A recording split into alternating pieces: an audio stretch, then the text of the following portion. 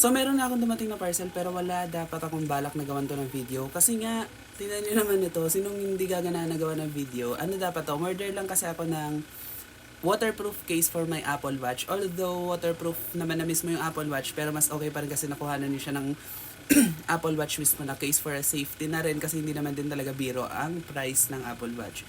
So sinong hindi gaganahan na gagawa ng video kung ganito yung lalagyanan niya? Pagka-open ko ng parcel, sabi ko, para lang siyang typical na box, ganyan lang siya, typical, ganyan. Pero once I open the box, hindi pa ito yung mismong product kasi meron pa siyang, yung parang viewing angle niya, tapos meron din kasama ganito. Ito galing to sa seller, ayan, so thank you. So wala tong yellow basket kasi itong product na to is hindi siya eligible para sa ating mga affiliator. Kasi nga masyadong mataas yung price so hindi ina-allow ni seller na i-affiliate natin ng product. So may mga ganong seller hindi ina-allow. So ito, i-share ko pa rin siya sa inyo. So upon installing, hindi ko pa ito binubuksan so initial reaction pa lang siya. Ayan, layer by layer siya. Tapos ang maganda rito, tatakpan yung mismong crown, yung mismong iniikot-ikot na ganyan. So ganyan ang itsura. Pinili kong color naman is color black. So, yun, bubuksan na natin siya.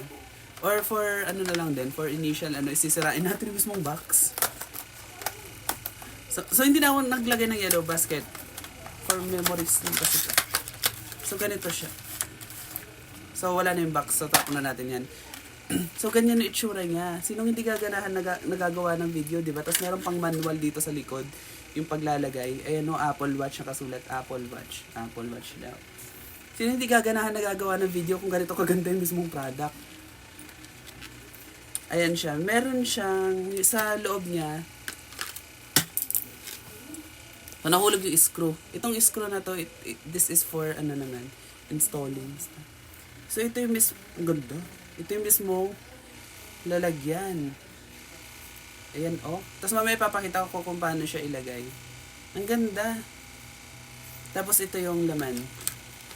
Ayan, yung sinasabi nila na extra na tornilyo, tas yung dalawang, anong tawag dito? Yung dalawang, yung sa relo. Kasi pwede siyang i-detachable. Kasi di ba yung Apple Watch is pwede yung siyang isuot sa right hand. Katulad ko, kapag nagre-relo ako, is nasa right hand ko siya for a sake na, kasabihan kasi yung sa feng shui. So, yun, nasa right hand ko, once na nagre-relo ako, so kapag ilalagay niyo yung relo is naka-upside down yung mismong crowning, yung mismong iniikot. So, ang gagawin ko, so matrabaho itong pagre-relo ko na to kasi nga, ang default na nakalagay na band ay ganyan. Pag ganyan talaga, yung typical lecture ng Apple Watch. Pero kasi, since nasa kanan ko yung relo ko, so i-flip ko yan, diba, baliktad ko. So, yung band dito, ililipat ko sa taas, yung band sa taas, ilipat ko sa baba.